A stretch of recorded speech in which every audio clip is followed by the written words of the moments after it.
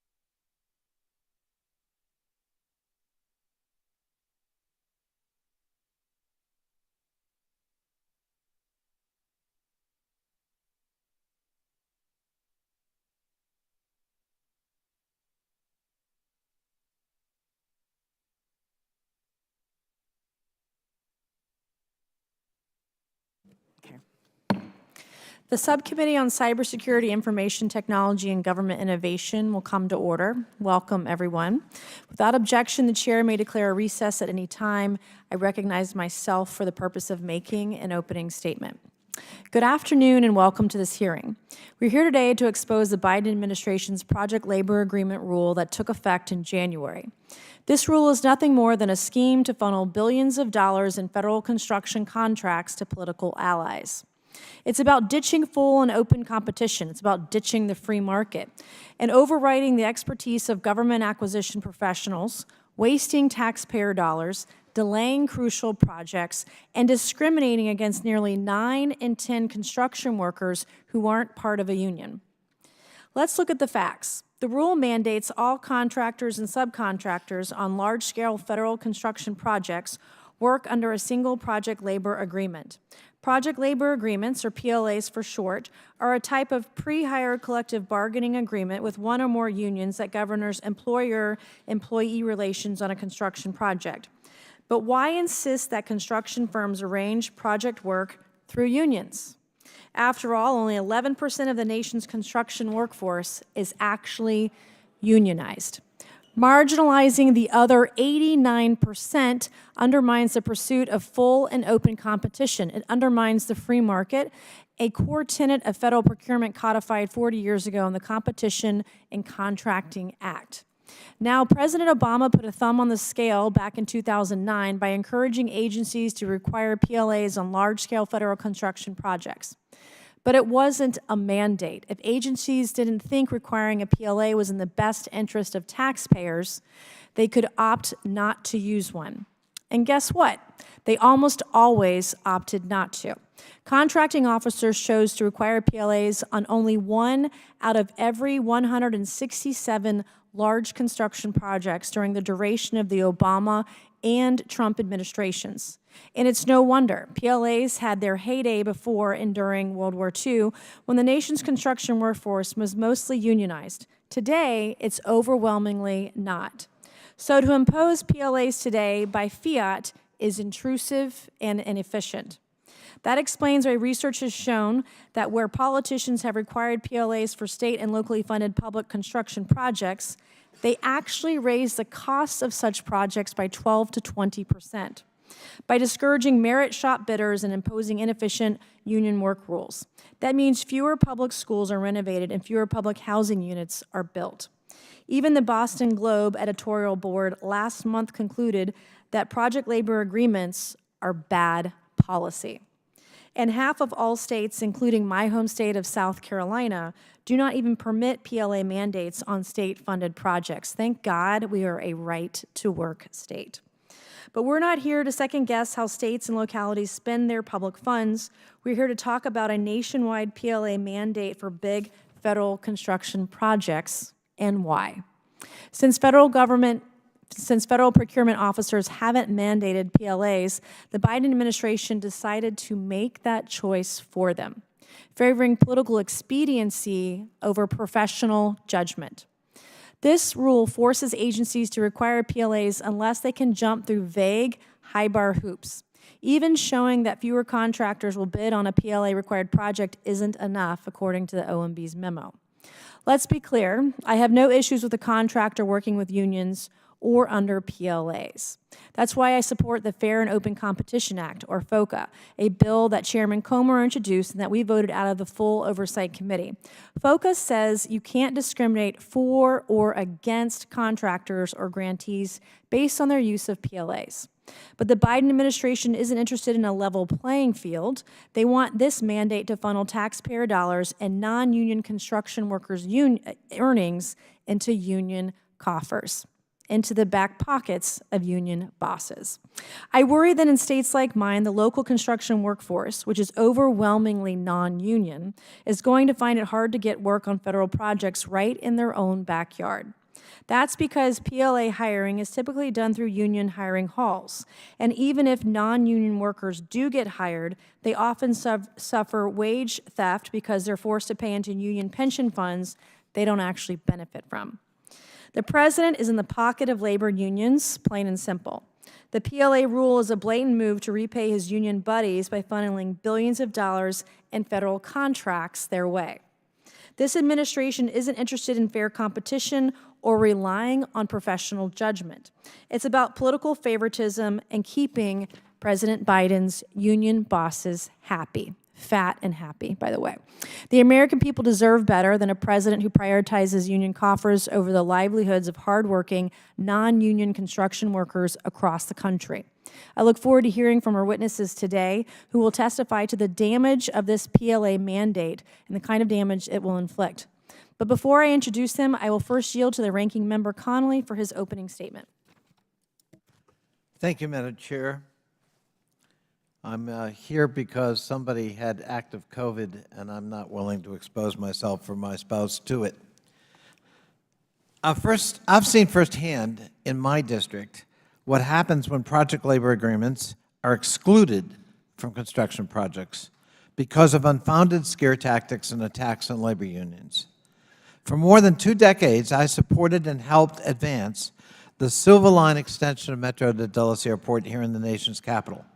This construction project was vital to regional mobility and our local economy. Phase 2 of the Silver Line's construction, unlike Phase 1, performed without a PLA because of the partisan anti-labor actions of Republicans in my state. And it suffered quality and safety setbacks that led to litigation, delays, and cost increases. There were schedule problems from the start. More than 400 concrete rail ties had flaws that could cause tracks to tilt outwards.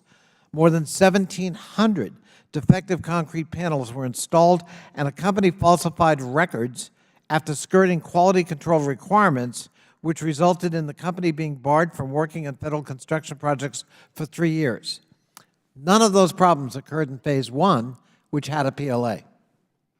The project directors blamed the contractors. The contractors blamed the subcontractors.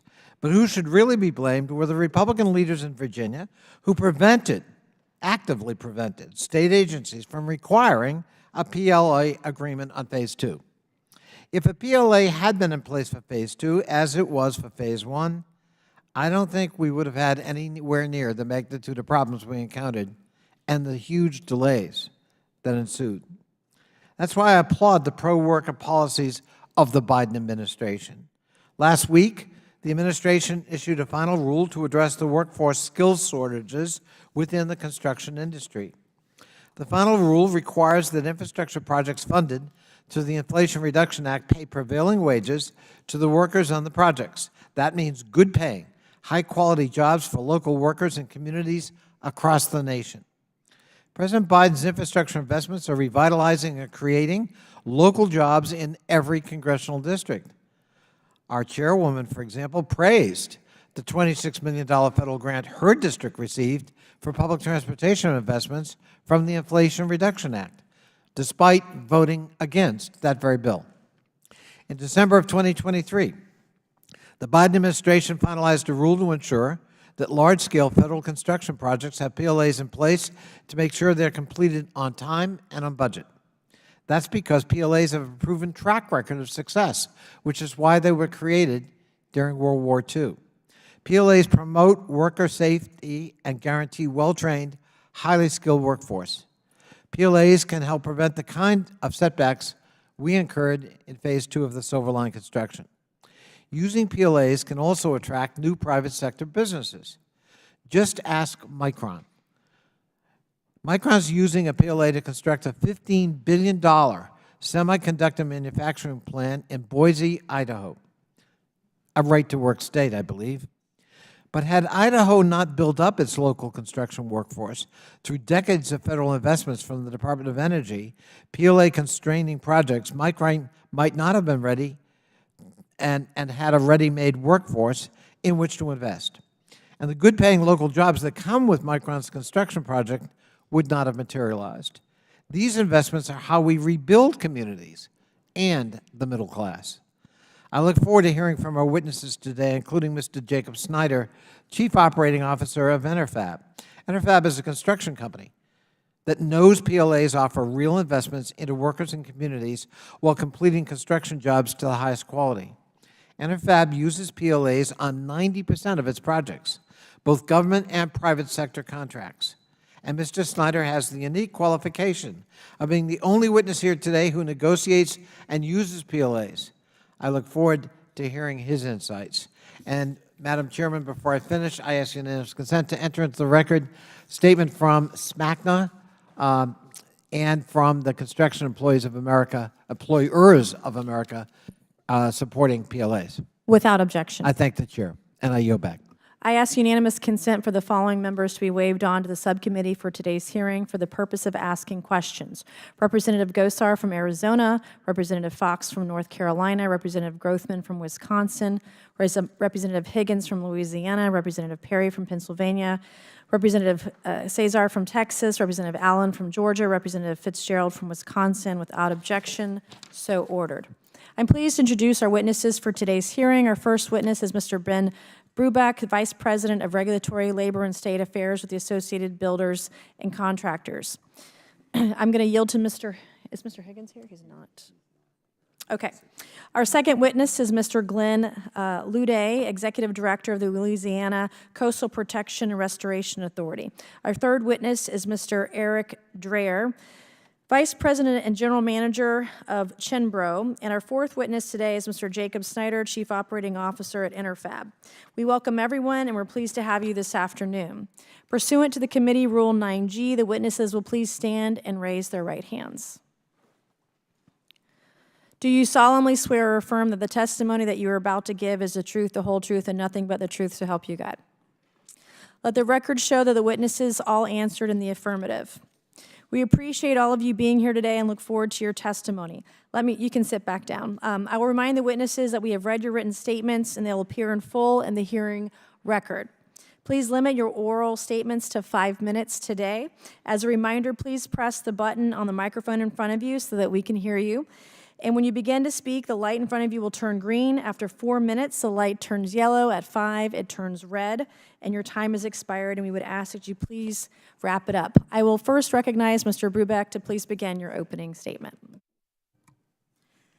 Chairwoman Mace, Ranking Member Conley, members of the subcommittee, thank you for holding this hearing. The American public deserves to know how the Biden administration's policies requiring and promoting project labor agreements are undermining taxpayer investments in the construction of infrastructure, clean energy, and manufacturing facilities. They deserve to know that President Biden's pro-PLA policies will result in needless delays, project cancellations, and are likely to increase construction costs 12% to 20%. They deserve to know that PLA mandates exacerbate the construction industry's skilled labor shortage of more than 500,000 people by locking out 90% of the U.S. construction workforce, those who are not members of labor unions, because their employers are unable to compete for contracts subject to PLA mandates. They deserve to know that the Biden administration's pro-PLA schemes benefit special interests by steering taxpayer-funded construction contracts to unionized contractors and unionized labor, key political donors in a presidential election year. My name is Ben Brubeck, and I'm the Vice President of Regulatory, Labor, and State Affairs with Associated Builders and Contractors.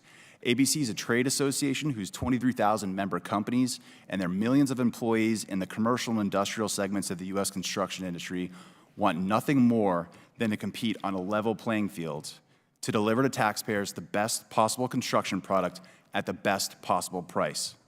For more than 20 years, I've fought for free enterprise and fair and open competition, so ABC members and the entire construction industry have a real opportunity to build America. This administration's new rule mandating PLAs on federal construction projects of $35 million or more is devastating to the hardworking men and women who earn a living building their communities and are the backbone of America's economy. I've talked with many ABC members, small and minority-owned businesses, who are worried they'll have to lay off workers because they can no longer build projects at their local military bases unless they execute a PLA with unions. To ABC members, a PLA means they won't be able to use all or even most of their own employees on the job. Instead, these companies must hire unfamiliar workers from union halls and follow inefficient union work rules. And if any of their own employees are even allowed to work on the job, the employees must join a union or pay union dues or agency shop fees as a condition of working. Astonishingly, employee contributions made to union benefits plans will be forfeited which subjects workers to wage theft of almost 34% of their total compensation, unless they join a union and meet vesting requirements. In addition, I've received inquiries from federal agency contracting officers, professional procurement folks in each agencies about the status of the lawsuit ABC filed in March in a federal court in Florida against the PLA rule. They're frustrated that the new policy is reducing competition from qualified federal contractors, like ABC members, who've built more than half of the federal government's large-scale construction projects during the last 15 years. Projects worth $240 billion in total. Contracting officers are concerned that because there's less competition under PLA mandates, bid prices will be higher, and that will force agency projects to be delayed, rescoped, or canceled until agencies can get more money from Congress or the PLA policies defeated in Congress. They know firsthand that PLA mandates injure the economy and efficiency in government contracting. They had a chance to require PLAs on 3,200 projects built between fiscal years 2009 and 2024 under an Obama administration policy that encouraged PLA use on an optional case-by-case basis. They did so just 12 times. Contracting officers say their hands are tied by this new rule's dysfunctional PLA exception process. They say this rule is actually an across-the-board PLA mandate right now. They hope ABC's lawsuit is successful. Everyone in the construction industry who isn't compromised knows government-mandated PLAs are a political solution in search of a problem. Yet the White House continues to expand their use. Just last week, they weaponized the IRS to coerce private developers to mandate PLAs on clean energy construction projects receiving Inflation Reduction Act tax credits. Independent of this rule, the Biden administration is pushing, but not requiring, PLAs on billions of dollars worth of federally assisted projects via federal agency grant programs, which incentivize PLAs on infrastructure and microchip manufacturing facilities. So why is this administration pushing these anti-competitive, inflationary, union-only PLA policies? Perhaps it's because President Biden has repeatedly said that he wants to be the most pro-union president in history. And it's a shame this ambition comes at the expense of taxpayers, safe and experienced contractors, and the livelihoods of 9 out of 10 construction industry workers shut out from rebuilding America because they don't want to affiliate with unions. In closing, I've detailed concerns with the Biden administration's PLA policies on federal and federally assisted construction projects in my written testimony, in comments ABC submitted to the FAR Council during the rulemaking process, and in media coverage posted on the Construction Industries Coalition website, buildamericalocal.com. Thank you. I recognize Mr. Lede to begin his opening statement. Thank you. Chairwoman Mace, Ranking Member Connolly, and members of this committee, thank you for the invitation to testify on Executive Order 14063 and the potential impacts to Louisiana's coastal program. My name is Glenn Lede, and I'm the Executive Director for the Coastal Protection and Restoration Authority of Louisiana, known as CPRA. Louisiana is in the midst of a land loss crisis that has claimed nearly 2,000 square miles of land since the 1930s. This is equivalent to the state of Delaware. We are responding to this coastal crisis by implementing a bold 50-year, $50 billion coastal master plan to achieve a more sustainable coast. Since the founding of our agency in 2005, CPRA has overseen the investment of over $20 billion of coastal protection and restoration projects, including the construction and improvement of hundreds of miles of levee systems, rebuilding of barrier islands, and restoring thousands of acres of coastal marsh and wetlands. To achieve this, we rely on our great partnership with the federal government through the United States Army Corps of Engineers. CPRA is proud to be one of the Corps' largest non-federal sponsors in the country, with over $39 billion in authorized civil works projects in our coastal portfolio. As the non-federal sponsor for these projects, we are typically committed to providing 35% of the total construction cost, with the Corps covering the remaining 65%. We are here today to discuss the Executive Order 14063 and the requirement of the signing of a PLA with at least one labor organization before starting a federal construction contract of at least $35 million. This policy brings great uncertainty to the cost, schedule, and labor availability of Louisiana's federal coastal projects. As the non-federal sponsor of these projects, if the federal cost increases, then our expenditures on these projects will increase as well. Our concerns are founded on the basis that Louisiana is a right-to-work state and only 3% of our construction workforce is unionized. This means that this PLA mandate has the potential to discourage the participation of local businesses that employ the remaining 97% of our construction workforce. The stated benefits of this EO provide that PLAs can help in avoiding labor disruption and secure skilled labor. These are not problems for CPRA. To our knowledge, the coastal program has never had issues with lockouts or strikes on our projects. Additionally, counter to this goal, this EO will instead likely limit our contractor and labor options in Louisiana. We do not believe that this mandate is needed for our state. CPRA's top concern of this EO is the potential for cost increases on our large-scale federal projects. As stated, any additional project cost affects our state's bottom line, as we would have to increase our cost share. Studies on government-mandated PLAs have found that costs can go up by 12 to 20%. We simply cannot afford that. Take, for example, one of our ongoing hurricane protection projects known as West Shore Lake Pontchartrain. The project cost of this project is $3.7 billion. Using those estimates, PLAs could raise the cost of our project by $400 to $700 million, with CPRA having to contribute 35% of that increase. As you can imagine, we would rather put those dollars to use on implementation of other critical coastal projects. Additionally, we are concerned that this EO will reduce competition for construction contracts in our state. While non-union firms can still participate, this PLA requirement will likely discourage local Louisiana companies from bidding. Any opt-outs make bidding less competitive, leading to higher cost. As an example, on our first federal contract with the PLA rule, the project only received a single bid. CPRA shares the goal of creating good jobs through infrastructure for our local workers. Our coastal program does just that. This year, CPRA's annual plan could result in over 10,000 construction jobs and $580 million in labor income.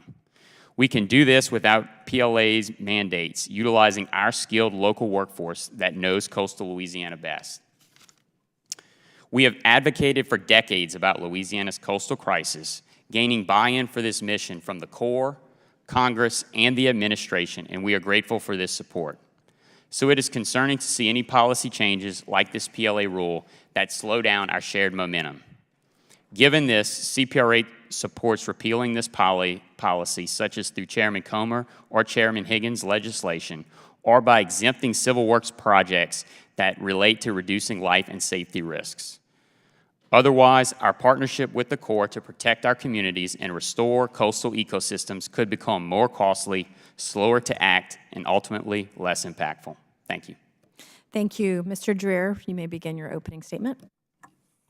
Chairwoman Mace, Ranking Member Connolly, and members of the Subcommittee on Cybersecurity, Information Technology, and Government Innovation, thank you for the invitation to testify this afternoon and for the opportunity to discuss the impact of the Biden administration's policies promoting project labor agreements on federal and federally assisted construction projects. My name is Eric Dreer, and I'm Vice President and General Manager of Chimbro, a full-service contractor that delivers industry-leading construction services for complex civil infrastructure projects throughout the country. Founded in 1949, Chimbro is one of America's largest 100% employee-owned open-shop construction and construction services companies, operating in more than 40 states and employing over 4,000 team members. Since Chimbro's humble beginnings, when four brothers returned home after serving our country in World War II to start what is today Chimbro, we have believed in and continue to fight for open, fair, and competitive bidding on public works projects. Our teams have completed some of the company's most innovative and challenging infrastructure projects, including the phased development of the District Wharf in Washington, D.C., construction of the 175-foot-tall Capitol Wheel at National Harbor, and the U.S. Air Force Memorial overlooking the Pentagon.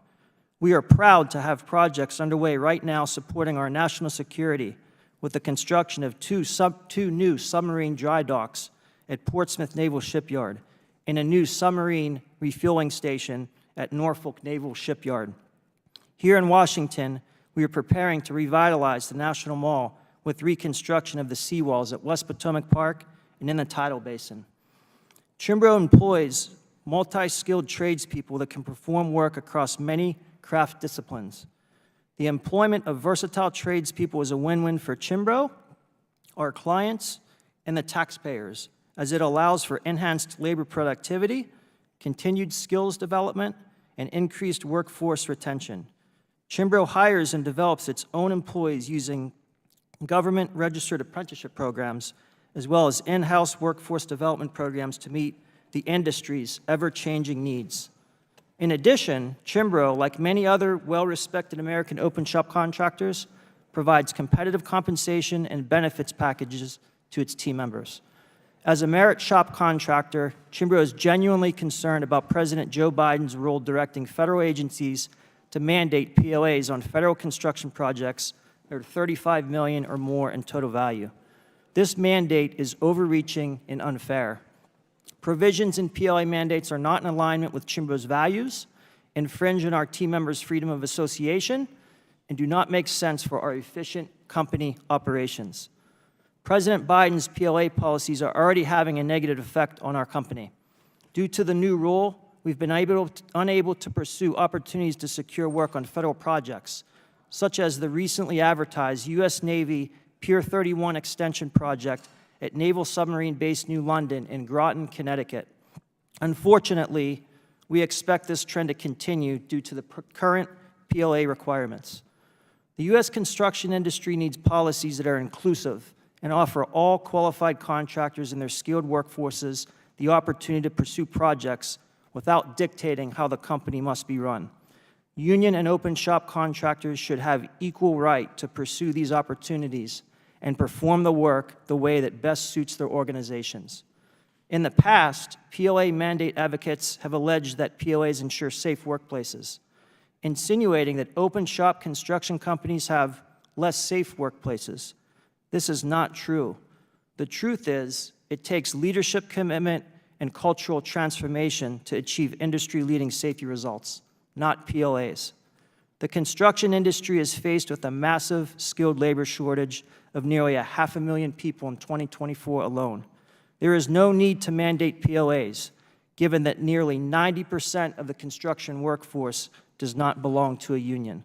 The PLA mandate only exacerbates this industry-wide workforce challenge, resulting in less competition on project bids and increased costs to taxpayers. We need Congress and the Biden administration to champion policies that are inclusive and encourage all qualified contractors and their skilled workforces to compete to build long-lasting quality projects throughout America. In closing, I ask all of you to consider the negative effects of the Biden administration's PLA policies on our firm, our industry partners, and our skilled and qualified craft professionals. Thank you. I now recognize Mr. Schneider for 5 minutes. Thank you. Chairwoman Mace, Ranking Member Conley, and distinguished members of the committee, I appreciate the opportunity to be here. I'm really here to share a little bit about my experience and our organization's experience with project labor agreements that we use on a daily basis for the vast majority of our work. Interfab has been around since 1901, headquartered in Cincinnati, Ohio. We work in most of the country, predominantly covering about the eastern two-thirds of the U.S. With some density level there. We do work that is usually of pretty high complexity, more in the private industry than in public. We use project labor agreements on close to 90% of our work, whether that's a private industry or with the government. Some of our government contracting experience over the years includes at Johnson Space Center, the Piketon Department of Energy facility, the Oak Ridge National Laboratory, the Lake City Ammunition Plant, Arnold Air Force Base, and the Tennessee Valley Authority, all of which are projects, whether they've been mandated or not, that Interfab has performed under project labor agreements. So we do federal work on some basis with project labor agreements, and we use those all across the country. One of the things that I think is important to note, too, is we go across the country. It does not matter to us which state the work occurs in. It doesn't matter if it's right to work or if it's not. We use project labor agreements on nearly all of our work with great success. One of the things that we think is important as we evaluate the policy is giving the federal government the tools that are available to private industry to allow and go make those smart purchasing decisions on all of our behalfs and how we spend our money. And so we'll talk a little bit about that as we go today. One of the things that I think we all agree on is there is a major shortage in the construction industry in skilled, qualified people. And as we continue to go and grow that, we agree the number is somewhere between 500,000 and 700,000 people short to fill the needs of the construction industry as it exists today. But I'm happy to say that Interfab, on none of its projects, which we typically run between 50 and 100 job sites on any given day, we have zero labor shortages on our projects at Interfab. In fact, Independent Project Analysis did a study in 2022, which we'll talk more about them in a minute, that says projects are 40% less likely to experience a shortage of skilled labor when union labor was sourced versus open shop labor. It's one of the most important things we do as we evaluate the projects we're taking on is, are we going to have the skilled people to do it? We're not talking about small projects, and this executive order is not talking about small projects. We're talking about large, complex projects. And how we staff those and where we get the people to do them is paramount to how we complete those projects on time and on budget. Speaking of IPA, if you're not familiar, they have 23,000 benchmark projects in their database used by private industry and Fortune 500 companies every day. They do 600 projects a year. 750 large companies subscribe to their services, and they're used in more than 100 countries. And all they do is study capital construction projects. I want to read an excerpt from their study that they completed in 2022. It says, this study expands on an earlier study that found that union labor is more productive than open shop labor, and projects that employed union labor cost less despite the higher average all-in wage rate paid to union labor. Other studies have found that higher craft labor costs for union labor on prevailing wage projects do not result in higher project costs than non-union prevailing wage projects. The current study confirmed the findings from the earlier IPA study and examined some of the underlying differences in union labor versus open shop labor that may explain the differences in productivity as well as the overall effect on project outcomes. And it concludes with the overall findings indicate the combination of better skills, more reliable sourcing of sufficient skilled labor, and better labor stability all contribute to better productivity and better project outcomes. The study also goes on to find that on average, union labor projects come in at 4% less cost than ones that are completed merit shop. I've looked at the studies that say 12 to 20%. I think if you spend some time, you'll find some significant bias there. As a business person, I'm spending my time with IPA, who uses industry-wide data all over the world, and we found that to be the case. We've certainly found in our work that it's successful, and I think as we continue to talk today, it's important to know PLAs are a very flexible vehicle that can be tailored to the individual project needs and the individual contractor that's going to use them. And so as we go to think about how we're doing that, they have the ability to go and look at local workforce, inclusivity, cost, all of those things that go in to make a project. Thank you very much. And thank you. I now recognize myself for 5 minutes of questioning. All right, I would like to start with you, Mr. Brubeck, today, this afternoon. Non-union construction workers who manage to get on a PLA project can lose 1/3 of their total compensation to wage theft. According to one study, it found the rule could result in $500 million being stolen from non-union workers employed on federal construction projects. Is it fair for non-union workers to be forced to pay union dues and contribute to union pension plans for which they do not benefit? Thank you for the question. I'll say that it is rare for non-union construction workers to be allowed on PLA projects. They can be allowed on PLA projects, but typically what happens is that they have to pay fringe benefits into the union pension and benefits plans. And those are confiscated by the union unless they join a union and become vested in those programs. So the net effect of that is that non-union contractors who want to use their own employees don't bid on PLA projects. Gotcha. Most of your members are small businesses. Under the PLA mandate, all subcontractors on a project must abide by the terms of the PLA, even if they had no role in negotiating the terms. How do small businesses feel about the PLA mandate? They're devastated by it. I've been getting calls every day from small businesses who are saying, I can't build federal contracts in my own backyard. I get 80% of my revenue from these types of contracts. Once I work through my backlog, I don't know what I'm going to do. I'm going to have to lay off workers. There's no exemption in the rule for small businesses at all. The PLAs are very complicated to negotiate for small business direct contractors. A lot of the construction trade unions are going to have a hard time negotiating these contracts with small businesses because they have no familiarity with doing so. So it's a killer for small businesses, especially in a time when the federal government is begging for federal contractors, especially small businesses, to compete for this work. We've seen a massive decline in small business participation in the construction industry for federal contracts by more than 60%. So this is going to make it worse on top of all these other regulations that the industries are facing. A heck of a lot worse. Mr. Dreer, in the past, agency contracting officers, nonpartisan civil servants entrusted to get the best value for the government have chosen not to mandate PLAs even when encouraged to do so. Why do you think that is? Fair and open competition, right? Getting more contractors, whether they're union or open shop, giving them the opportunity to bid the work and let the client decide what the best value is for the American taxpayer and not mandate that only union companies can bid the work. So, The Biden administration says PLAs are necessary to ensure major projects are finished on time and without stoppages. Is that actually true? no, absolutely not. The administration says that merit shop companies and their employees can participate in PLA projects. However, these typically require union work rules be followed and that contributions to union pension plans be paid. Why is it a problem for your workforce to be restricted to operating under union work rules? We're 100% employee-owned. Every one of our team members, 4,000 strong, is an owner of a company. And to, take union workforce, right, then we have to pay into their benefits and everything. That results in my team members not having a job, right? So that's a major issue for us and certainly a challenge. They're going to employ a lot of people with this policy, aren't they? Yep. Yeah. Mr. Ludday, since 97% of construction workers in Louisiana are non-union, could this mandate result in fewer state residents getting work on projects that the state itself is helping to finance?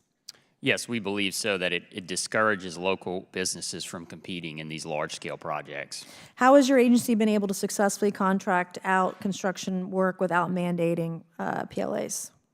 Well, since 2005, working with the Corps of Engineers, we've built the largest hurricane protection system in the nation without PLA mandates. That's the Greater New Orleans Hurricane Risk Storm Damage Reduction System. And so we believe there's precedent there, and that was done on time and under budget. Are you concerned about the additional costs and budgetary risks the PLA mandate will create? Yes, our state is concerned. Are you concerned that you will not be able to work with some of the contractors you've worked with in the past due to this mandate? Yeah, our concern is that for those federal projects, those contractors will be discouraged from competition there. This is a question for everyone on the panel, Mr. Brubeck. Is this mandate going to cost American companies, private companies, jobs? Are they going to have to lay people off? Yeah, absolutely. We've been talking to our membership about this, and they're very concerned. Once they burn through their backlog that they currently have, normally they're earning work and winning work competitively in this time frame. And once that's over, they're not sure what they're going to do. They got to make revenue somewhere else, and this may result in them having to lay off people or find other work elsewhere. Thank you, and I have just run out of time, so I will yield back. Okay, we have not called votes yet, so Mr. Connolly, I would like to recognize you for 5 minutes. Thank you, Madam Chair. I just want to point out that Mr. Dreher and his company, Chanbro, belong to the Associated General Contractors of America, which actually filed a lawsuit to try to prevent this new rule from coming into effect. The judge presiding dismissed the case. He was appointed by none other than Donald J. Trump. And let me read what he said. None of the individual plaintiffs can specify what those projects are that might be harmed, where they'd take place, or the basis for their certainty, which we've heard here today, that such projects will require PLA. Furthermore, the individual plaintiffs' declarations are belied by their histories of actual federal contracting practices. And without such a showing, he said, there is no basis to believe the PLA rule would impact their businesses. That's the ruling of the judge under a lawsuit brought by that group, including, well, your company, Mr. Dreher, is a member of that group. Mr. Snyder, you heard gentleman next to you say, with this rule in place, we're going to be prevented from actually bidding on federal work, and we've got a long history of doing just that. Then I heard your testimony, and you gave a long list of federal work you've done and you've done it with PLAs. Why, how come you can make it work and others apparently speculates they can't?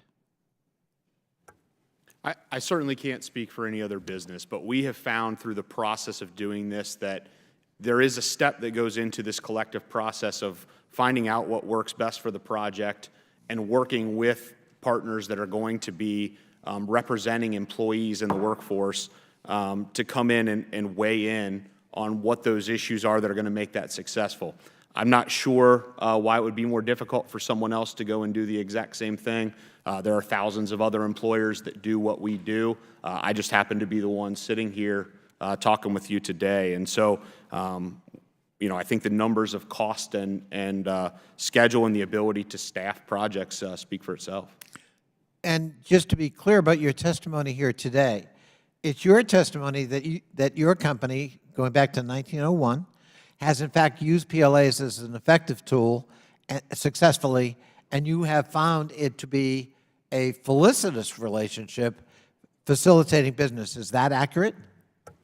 Sure. We compete on a daily basis with open shop contractors. That doesn't prevent us from bidding. We compete in right-to-work states and work in them every day. It is our preferred method of performing work. We have found it to be the most efficient and cost-effective way to do work. And are you aware, in fact, of the OMB letter for the record with respect to the implementation of this that says, makes clear that union and non-union workers will be considered for and work on federal PLA projects? That's correct. Our understanding is that the federal government cannot exclude non-union workers from participation in the process. In fact, they're prohibited from doing so. I ask unanimous consent to enter that letter into the record. Without objection. And is it further your testimony, if I heard you correctly, independent of your own company, though your experience would mirror this, that there's actually compiled data empirically demonstrating that PLA projects actually tend to come in lower in the cost estimate than non-PLA projects in terms of labor especially. Is that correct? There are studies that indicate that, in the broadest, most widely recognized study was not specific to project labor agreements, but collective bargaining agreements in general. And that was commissioned by the Mechanical Contractors Association through IPA. So not just your company, but industry-wide, that's what they found. That's correct.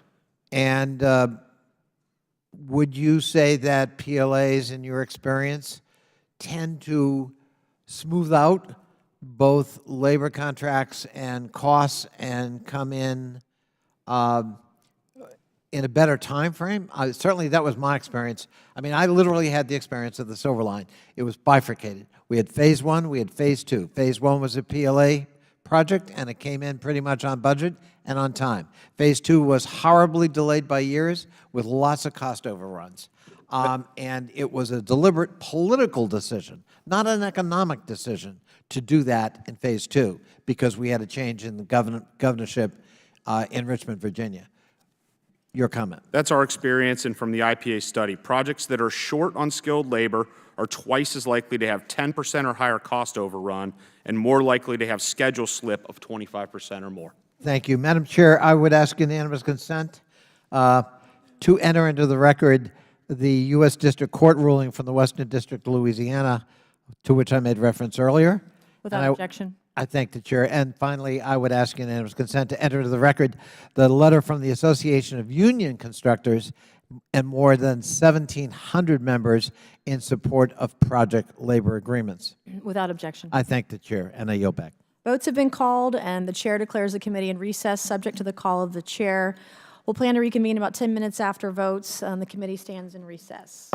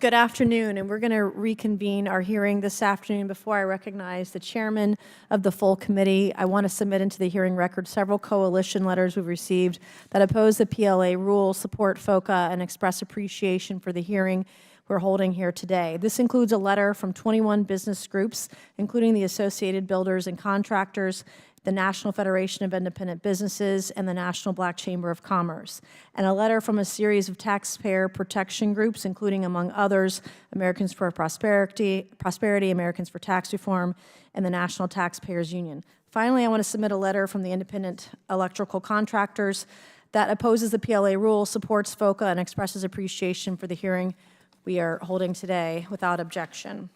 And then I did want to make one comment before I recognize you, Mr. Chairman. I learned from multiple members of this committee today that we had one of our colleagues show up with COVID this afternoon. In fact, staff was bleaching the chair he was sitting in after he departed. He was on the floor today voting. We don't want super spreaders in this hearing. I would ask the ranking member, Mr. Raskin, not to spread COVID in this hearing room, not to spread COVID on the floor of the U.S. House of Representatives. There are members of this committee and members of this body who are immunocompromised, who have spouses who are immunocompromised.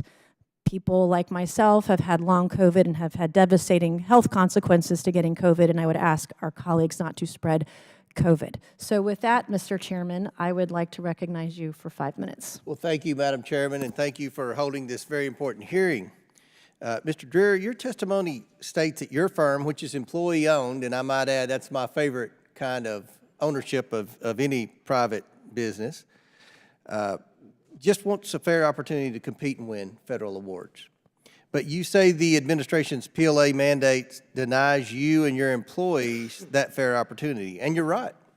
Even the Boston Globe editorial board last month wrote that, quote, although they don't say so explicitly, PLAs in effect limit public work only to firms whose workers belong to a trade union, end quote. If your firm wants to continue to perform federal awards, you need to convince a union to which your employees do not belong to agree with you to work with you. Your testimony says this gives the union maximum leverage to dictate the terms to you.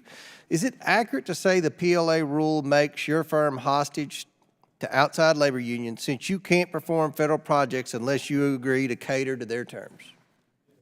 Absolutely. So what sort of provisions harmful to non-union contractors and their workforce might a PLA include?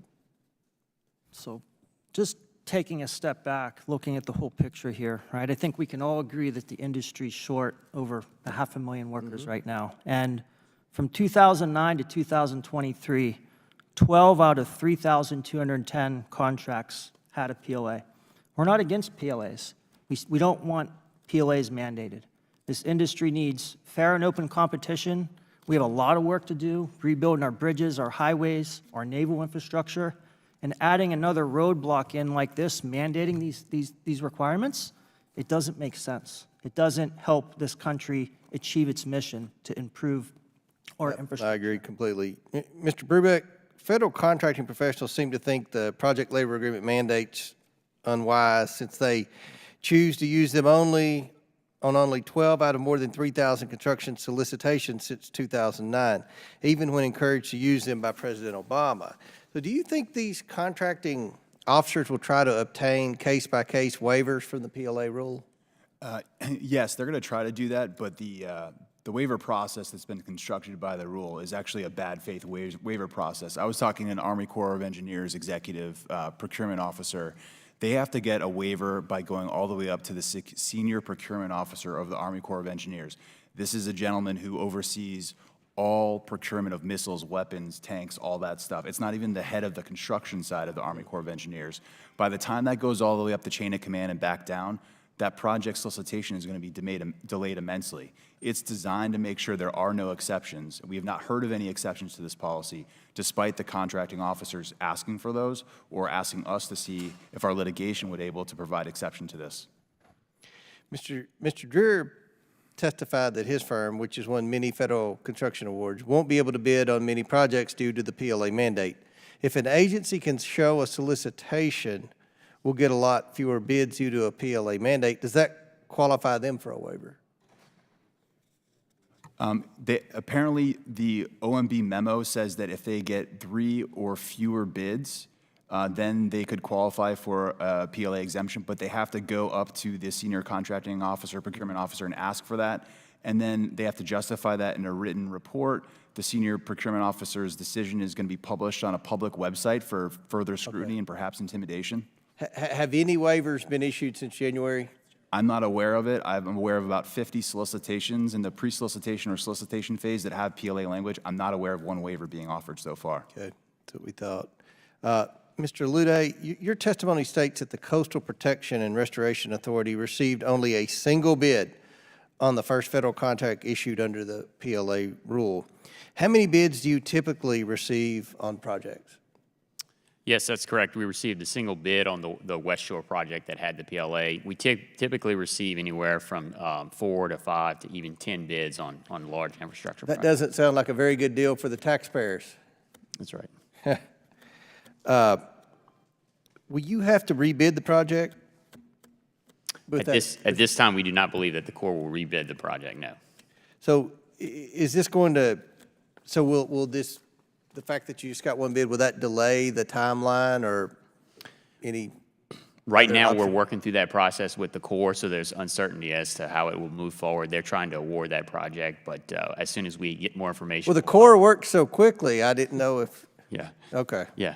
Well, I really, Madam Chair, appreciate you holding this hearing. This is a serious issue, and hopefully we can figure a better way out. So with that, my time's expired. I yield back. Thank you, Mr. Chairman. I would now like to recognize Congresswoman Pricey for 5 minutes. Thank you, and thank you to our witnesses for being here today. I represent the Massachusetts 7th Congressional District. It's a district that is vibrant, diverse, and also deeply inequitable. As we leverage federal funding flowing from the Biden-Harris administration's historic investment in our nation's infrastructure, we must do so in a way that addresses longstanding inequities. In my district, from Cambridge to Roxbury, household median income drops by $50,000. Project labor agreements, or PLAs, will help us to address these longstanding inequities, opening the doors for women, people of color, and veterans to enter the trades. Mr. Snyder, can you discuss how PLAs have been used successfully to increase the participation of women and workers of color in large-scale construction projects specifically? Sure. So again, the uniqueness of a PLA is that it gives the ability to tailor that agreement for the community and area that's going to be entertaining that project and that investment. And so you'll see lots of different vehicles to do that. Some of them may be around how subcontracts get let to different types of underrepresented businesses. One of the things that every PLA does is it sets a standard for classifications, whether that's a journey person, an apprentice, a foreman, et cetera, whether they're a woman, a minority, any underrepresented population. If they're a journeyman, they make the same as every other journeyman on that job site makes. And so from a pay equity standpoint, it's almost a perfect mechanism to address those issues. Thank you. You know, these opportunities hit close to home. Massachusetts is really leading the way in opening career paths for women in the trades, with the Commonwealth achieving greater gender diversity and inclusion in the construction industry than anywhere else in the nation. At the International Brotherhood of Electrical Workers Local 103 in Dorchester, for example, 51% of apprentices are women and people of color. These achievements are no accident. They are the results of state and company officials, union leaders, contractors, and community organizers coming together to actively recruit women, veterans, and people of color. I ask unanimous consent to enter into the record this report titled Building Strong Careers in Lasting Infrastructure from Community Labor United and the Green Justice Coalition in Massachusetts. Without objection. This report clearly outlines the transformative impact of essential community benefits like child care and training in PLAs, and they have enabled Massachusetts to make strides in its equity goals. At the heart of this data, however, are people, lives that have been changed, and families with a chance to finally build generational wealth. Mr. Snyder, how have PLAs helped ensure that your workers feel valued and productive? So workforce development is part of almost every PLA I've ever seen. A lot of times that includes things that are apprenticeship programs to bring folks in, but they also set the standards for wages that help build the middle class, but also benefit packages that help to do that as well. Those are retirement vehicles, health and welfare contributions that allow people to take care of their families and grow that wealth. There are also a number of vehicles that occur through that process that help those people get the skills necessary to advance. Through the classification system and the growth in the industry, we see many, many small businesses that are grown out of the trades that develop as a result of PLAs that bring underrepresented populations into the workforce, teach them how to do it, and then there are additional vehicles that help them even start businesses. And so those opportunities are pretty significant in the workforce development front. Thank you. Valuing and affirming workers does not have to come at the expense of profits. In fact, a study found that projects with PLAs reduce costs compared to projects without such agreements.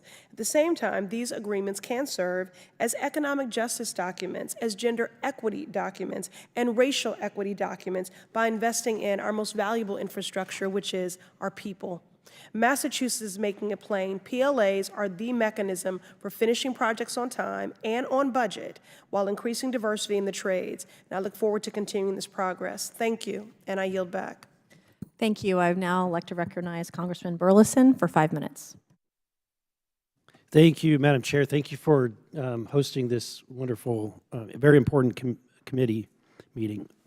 Mr. Brubeck, most construction workers do not belong to a union. I think the statistics are something in the area of only close to 11% are members of a labor union. In fact, it's only getting smaller. Fewer and fewer people are choosing to be members of a labor union. Could you expand on how the requirement will pressure contractors to reverse course and then unionize despite the fact that their employees may not want to be a member of a union? Yeah, so typical PLAs say that you have to get most or all of your employees from a union hiring hall and follow union work rules and pay into union pension and benefit programs. And so what that does is that forces contractors to be unable to use their existing employees.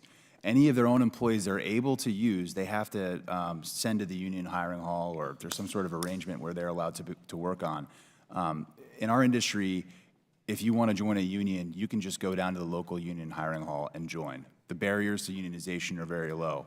What we have here is the government forcing this on contractors in order to get taxpayer-funded construction contracts, and that's a problem.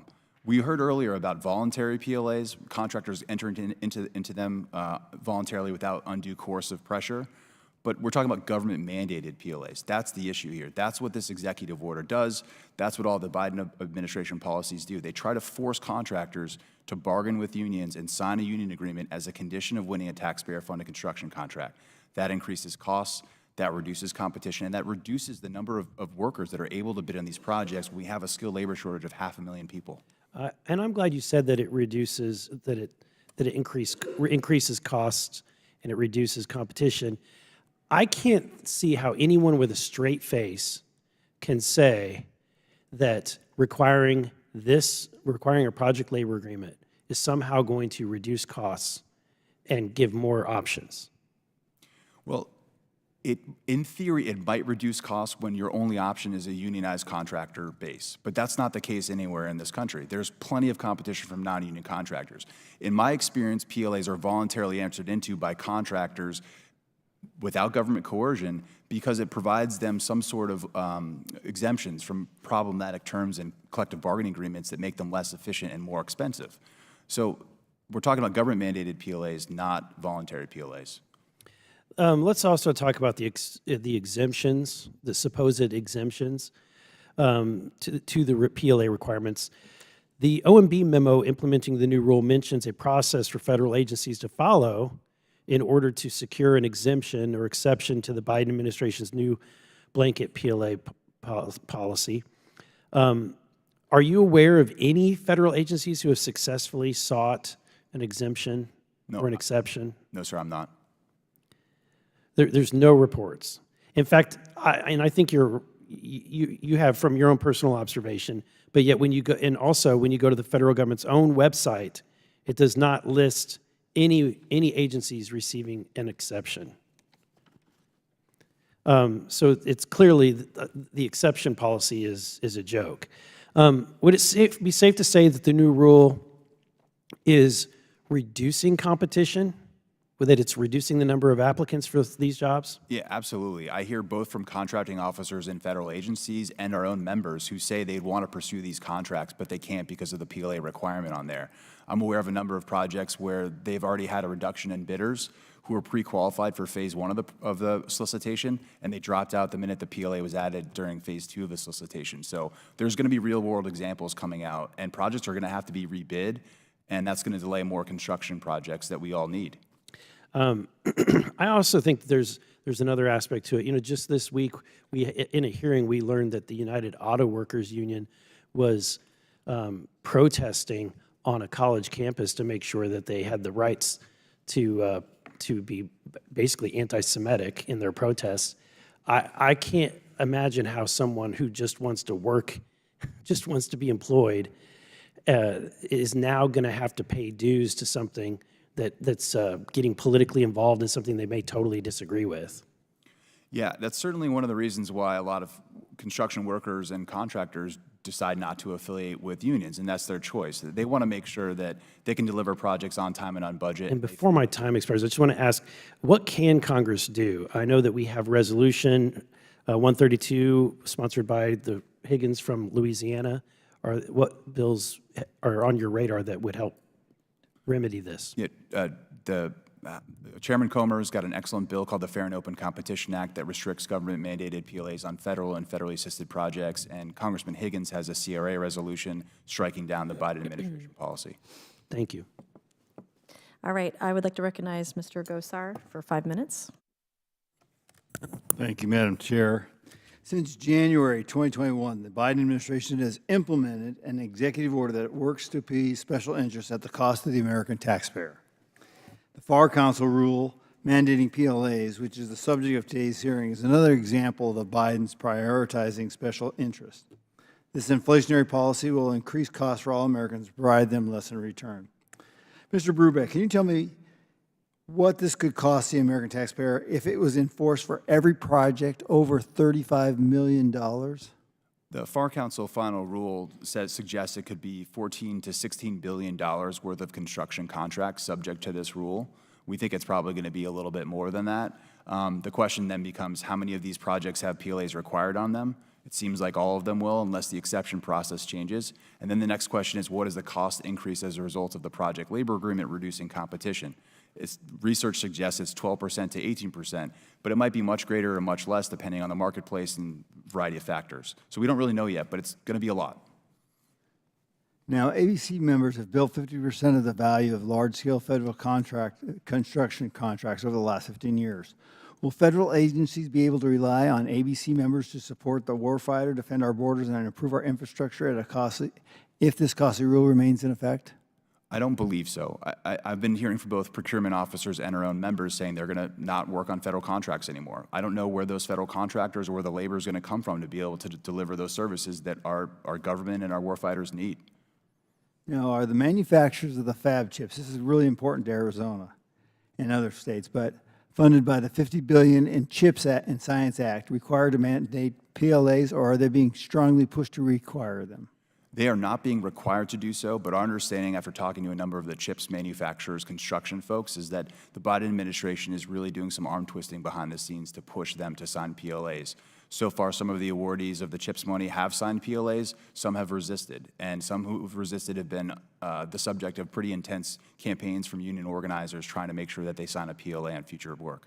So how's that going to affect the semiconductor business? Well, the good news is that it's not a requirement. The bad news is that there's a lot of coercion behind the scenes. And if you look at foreign investment in this country related to CHIPS fabs, I think they're having a hard time understanding how to operate under these types of environments. Now, the Obama administration did not mandate these, right? That they had an executive order in place that strongly encouraged on a case-by-case project labor agreements, but they were not mandatory across the board like this policy. There's a big distinction between the two.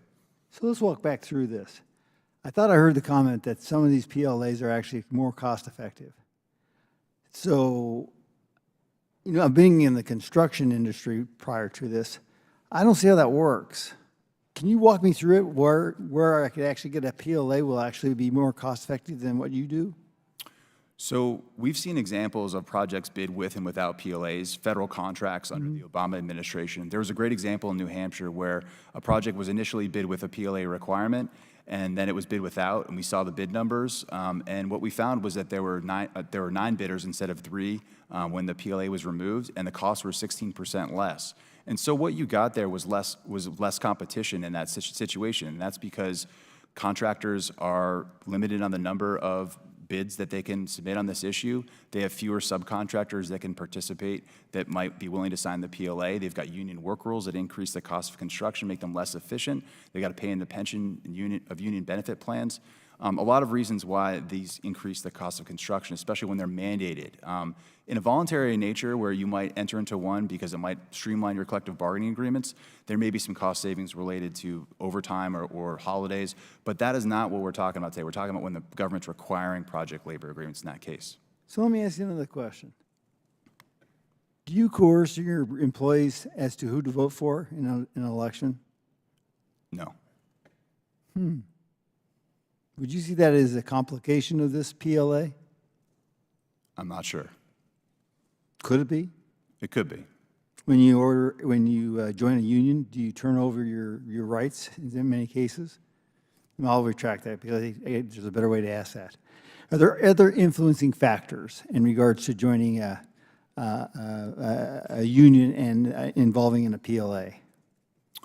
Well, there's a number of situations where private developers can't get permits. Like, for example, in California, there's something called green mail, where the construction trade unions are seeking a PLA on a project. They'll file a number of frivolous environmental complaints to stop a project from moving forward without a project labor agreement. There's a number of tactics that are used to extract PLAs from the private sector. And then, of course, we're seeing the government side as well. Thank you very much. I yield back. Thank you. I'd now like to recognize Mr. Grothman for 5 minutes. Sure, thank you. I'd like to apologize, although sometimes members of the other party, they get so used to talking about union jobs, it implies nobody in Congress cares about non-union jobs. I've got a lot of good friends in the unions, but I think it's embarrassing that we're getting to the point. The hatred of diversity is so intense that they can't say we want to expand the government by all jobs. They just, you're not a union, you don't count. But I got a question here for you. A new Biden administration, and this is for for Mr. Brubeck, a new Biden administration rule mandates the contractors and subcontractors sign onto a project labor agreement to be eligible to perform work on large-scale federal projects, $35 million and up. This discriminates against merit shop contractors. In what ways do PLAs potentially infringe on the freedom of choice for workers who may prefer not to join a union? Yeah, like I mentioned before, typical PLAs will force contractors to hire most or all of their labor from union hiring halls and leave their own employees who are non-union workers on the sidelines, and they can't work on those projects. They have to follow union work rules, and they have to pay into union pension and benefits programs. So it's effectively telling non-union workers, you can't participate on the projects. And if there is an exception that allows them to participate, the non-union workers have to pay into these pension and benefit plans, and they will never receive the benefits that they pay into those plans unless they join a union and become vested in those programs. Some of these PLAs are in non-right-to-work states. They may require union membership, but ones in right-to-work states typically do not require union membership, but they do require the payment of agency shop fees and other support of the union programs that they may disagree with as a condition of working on a taxpayer-funded project. You talk about work rules, and this is kind of going off script here a little, but you talk about work rules, and I think there's a perception that the only difference between union and non-union is maybe how much people are paid. Could you elaborate on how work rules may raise the cost of a project or make it more inefficient? Sure. A number of contractors that are union are signatory to their collective bargaining agreements with specific unions. What that means is that they have to follow the work rules outlined in those collective bargaining agreements for any of the work they perform. For example, if they are building a sidewalk, they have to hire a carpenter to do the carpentry forms around the sidewalk. They'll have to bring in someone from a different trade to do other aspects of that sidewalk.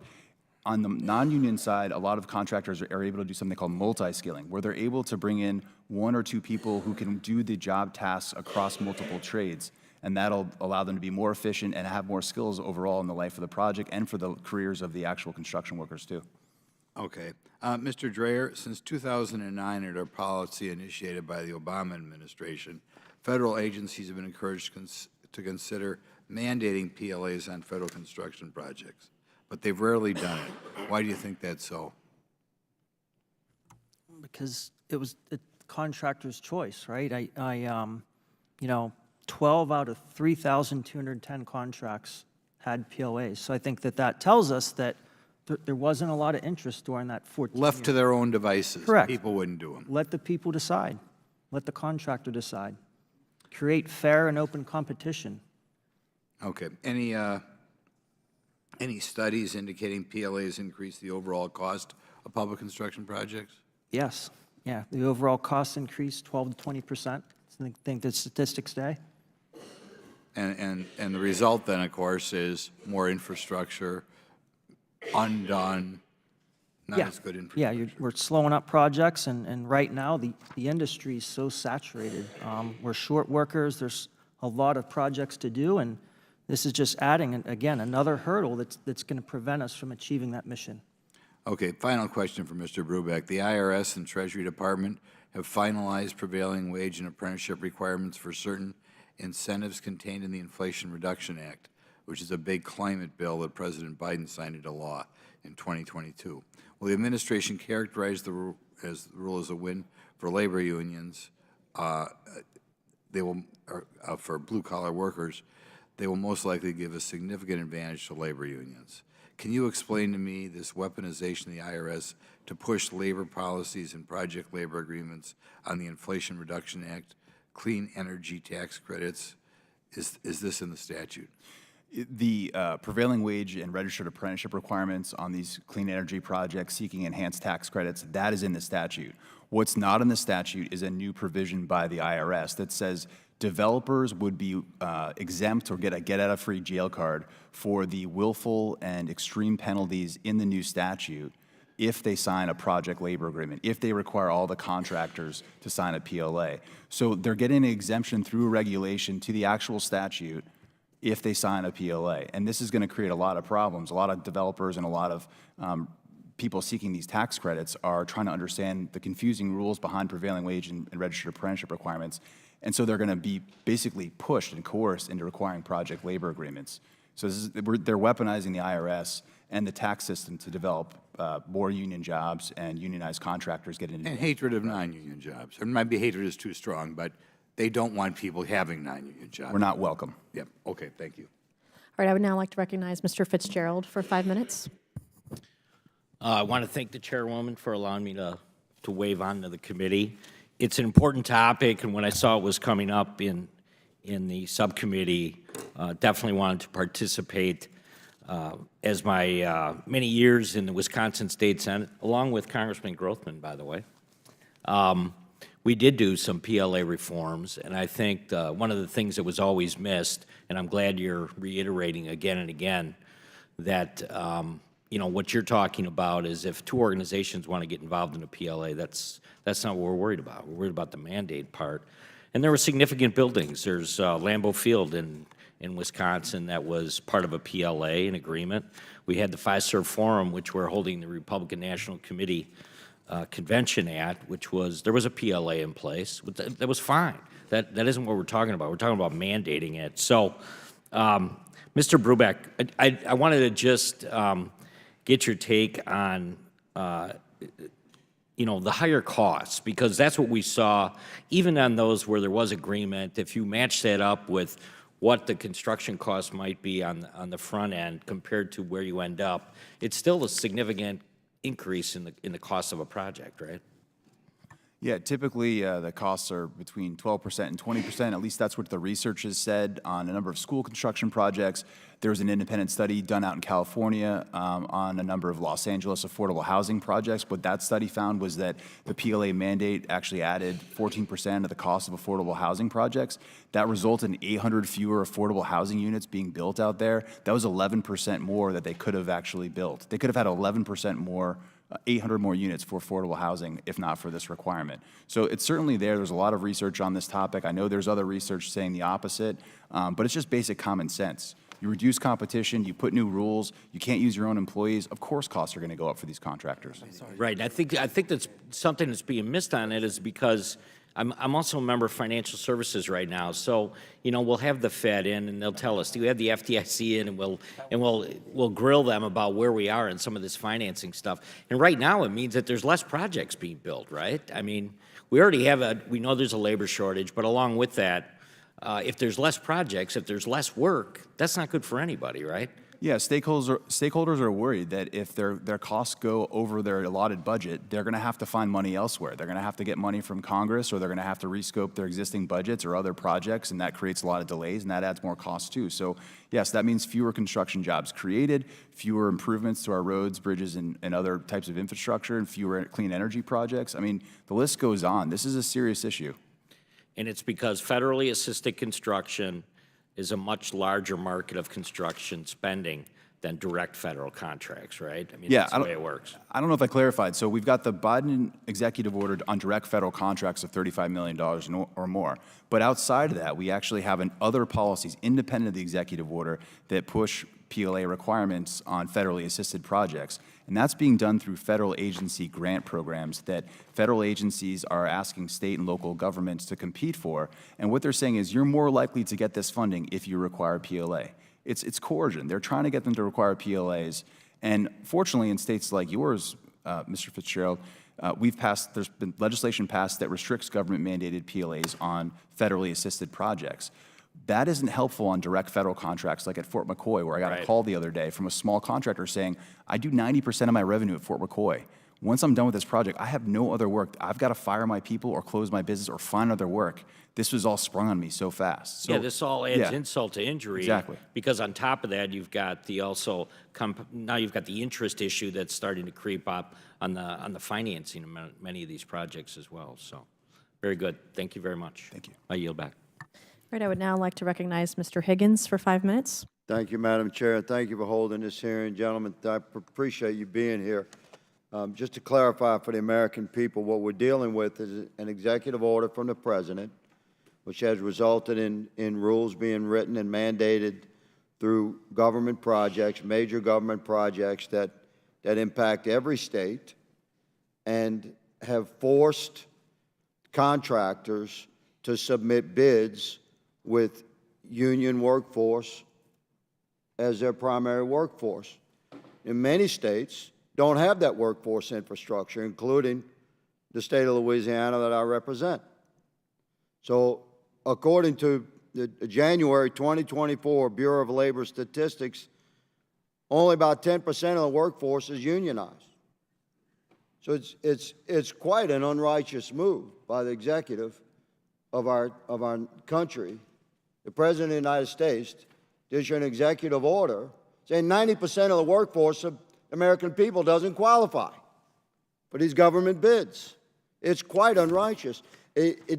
24 sovereign states have right-to-work laws, including Louisiana. We offer fair and open competition for all companies, including union labor, to bid on contracts. But it shouldn't be mandated either way. I'm quite sure that my colleagues that represent union districts, which I respect, I don't have a problem with that. I don't oppose unions. I support freedom. I don't oppose our president. I oppose oppressive actions out of our executive branch. And I'm quite certain that my colleagues that represent union districts would have an issue with the president reversing an order saying you cannot allow union workforce to bid on these projects. Mr. Ledet, congratulations. We've arrived at the point where someone can pronounce your name. Mr. Ledet, would this violate Louisiana law in your assessment and disadvantage Louisiana-owned and operated non-union companies that you've historically partnered with to rebuild the Louisiana coast and protect Louisiana communities from flooding? Thank you, Congressman. As you indicated, we think it violates the spirit of the law. As you said, we have a right-to-work state. Only 3% of the Louisiana workforce is union labor. The other 97% is non-union labor. And so this mandate discourages them from being able to work on these major infrastructure projects to protect our citizens. In your experience, Mr. Leday, again, to clarify for Americans witnessing this hearing, is there any law in Louisiana that denies unionization? No, there's not. Thank you very much. So our free citizens, by a ratio of 97%, choose to work for companies that are not involved with union labor. They have the right to unionize. We certainly wouldn't stop that. Go ahead. That's called freedom. Once again, we don't oppose unions. We support freedom. We oppose oppression of rights and individual liberties. What would you, Mr. Leday, again, what would be the real-world implications of this rule on CPRA and the Army Corps projects in South Louisiana? Would you address that, please? Bring it home. Yes. In my remaining minute here. Yeah. What's the real-world impact of projects that we have ongoing in Louisiana with CPRA through the Corps of Engineers for coastal reconstruction and flood mitigation? Yeah, as a great example, if we're talking about cost increases, we have the $3.7 billion ongoing West Shore Lake Pontchartrain project.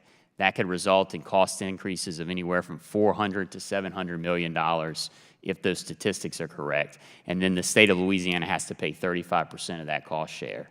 Could you even bid it out? I mean, can you get a workforce? Is there a Louisiana workforce, a contractor that could even effectively respond to that bid, the contractors that you've historically successfully done business with? Yeah, there's uncertainty there. The first project that we've encountered, which after this mandate has been put in place, is we only received one bid. One bid. Well, gentlemen, and Mr. Snyder, this includes you, good sir. I thank you for being here. I respect your representation. We just disagree in principle on government mandates that oppress the freedoms of Americans' right to work. So I do appreciate you being here. We have some questions to submit to you in writing, good sir, and the other panelists as well. Madam Speaker, Madam Chair, I apologize. Thank you for holding this hearing. It's very important. I spoke Louisiana good today. I said Leday. I did a good job. I got it. I think I got mostly right. I'd like to recognize Ms. Fox, the Queen, for 5 minutes. And you don't have to stay, but I know how to pronounce it too. Okay. But I'll start with Mr. Brubeck, and I thank the chairwoman for holding this hearing today also, and thank our witnesses for being here. Mr. Brubeck, your written testimony mentioned that the limited number of non-union contractor employees who are possibly allowed to work on a PLA project would be subjected to wage theft. Can you explain how that works in practice? Yeah, so typical PLAs, and they can vary from job to job, but what I've seen typically is they force contractors to pay their fringe benefits into the union pension and benefits plans as a condition of winning the contract. And if you're a non-union worker, you're allowed to work on a PLA project, which may be in limited numbers, but let's say you can, you would have all that money paid into those plans on your behalf, but you would forfeit that unless you joined the union and became vested in those plans. Where I come from and what I hear from our contractors, that's wage theft. A lot of contractors will actually make sure that those employees come back and work with them after the project is done. And what they'll do is they'll actually pay for those additional benefit costs that they're going to lose, get stolen from them. They'll pay into their existing plans the company has. But what happens is that puts that contractor at a severe competitive disadvantage. They have to have double benefit payment costs, which is yet another reason why these contractors will not pursue these PLA projects. And so what you're describing is that the employer then is also exposed to multi-employer pension plans, correct? That's right. So the employer is making the contributions to the union pension plans as required by the PLA as a condition of performing the project. And a number of these multi-employer pension plans are extremely underfunded. And what happens for the contractors that pay into these plans is they can become liable for future liabilities of the pension plans when they can no longer make the promises that they've made to the union workers that deserve benefits from these plans. And so when that happens, they get a bill for their liability. And that can be extreme. That can prevent them from getting bonding. That can prevent them from qualifying from future contracts. So they don't want to be on the hook just for one project. And PLA advocates will say, well, you can be exempt from that type of pension withdrawal liability. There's actually been legal cases where they've signed the exemption and the judges come back and said, no, it still applies to you, sorry. And these companies either go bankrupt or have to completely reduce their operation as a result of this. Right. As I've railed against many times, the American Rescue Plan contained a provision providing over $90 billion to the PBGC, bailing out these poorly performing multi-employer pension plans that were unable to pay the defined benefit pension promises that were made to worker beneficiaries, many of which were plans in the construction industry. Why would anyone think that forcing workers to pay into these poorly performing plans is a good idea and in the best interest of the construction workers? Mr. Brubeck, sorry. Yeah, no, it's a great question. I know a number of our employees are taken care of by 401k or profit sharing or all kinds of great programs that transfer with them, and they have certainty in that. And a lot of the folks getting into the industry aren't sure about whether the pensions will be available. I understand that's why the bailout was made for some of these programs and plans. But it's certainly something that we're concerned about, and workers are concerned about their future retirements, Sure. and not knowing if it's there or not, and not knowing if the government's going to have to bail them out another time. Right. I think, Mr. Leday, that I walked in as Mr. Brubeck was talking about how much PLAs increase costs for federal construction projects. So I'll not ask you that question, but how does this increase in cost impact your ability to budget and your ability to use the limited resources available to complete much-needed construction projects? Yeah, thank you. CPRA is the non-federal sponsor of major infrastructure in our state to protect our citizens from flooding. And so anytime the cost goes up, the cost also for the federal government, it also goes up for us, the non-federal. And so those cost increases that we referenced, if it's $400 million, we pay 35% of that. And then if there are schedule delays, that's just prolonged time that our citizens are at risk. Right. And I think you all have, you alluded, particularly I think earlier, to PLA mandates creating new workforce shortages if contractors refuse to bid for work under a PLA. I think all of you have probably talked about that. So we all know that there's a huge worker shortage. I'm the chairwoman of the Education Workforce Committee. We're dealing with this every day. I meet with employers every day who tell me they cannot find skilled workers, and construction is one of the main areas. And so I just want to thank you all for what you're doing and for the work that you're doing to try to protect workers in this country. As my colleague, Mr. Higgins, said, people who choose not to join unions, he's right. This is about freedom. This is all about freedom in our country, and people being willing, if they want to join a union, they can, but nobody's holding a gun to their head to do it, and nobody should be holding a gun to the heads of contractors to have a PLA. And what this is all about is freedom in our country. Thank you, Madam Chair. I yield back. I'd like to recognize Mr. Allen for 5 minutes. Thank you, Chairwoman, for allowing me to wave on to your committee. Save the best for last. Well, you're also my neighbor, so, anyway, my home state is Georgia, and I can pronounce your name, Mr. Ledette. And what's unique about Georgia is we have a right-to-work law, which many states have across the country. And all that simply means is that you don't have to pay union dues to keep your job. And Georgia has been the best state to do business, been named the best state to do business in over 10 years in a row. And in our economy, we have great leadership, and our economy is growing. We just recently finished 2 nuclear power plants, which now is the largest clean energy power plant structure with 4 units in the country. And it was union, but the problem is we couldn't get the workers. And when I talked to the head of the Building and Trades Union, he said that they are having a hard time recruiting people to join the union. And I have had 40 years of experience starting and operating a construction business. The workforce is a new modern workforce, very entrepreneurial. When I started out, we'd call the union hall. We self-performed a lot of our work, but now these union members all own the concrete companies, the roofing companies, the framing companies, and steel erection companies, and we're subcontracting almost 90% of our work. And I am all too familiar with the heavy-handed top-down regulations that this government is imposing on us, which is why we never did any federal government work. It was a different animal altogether.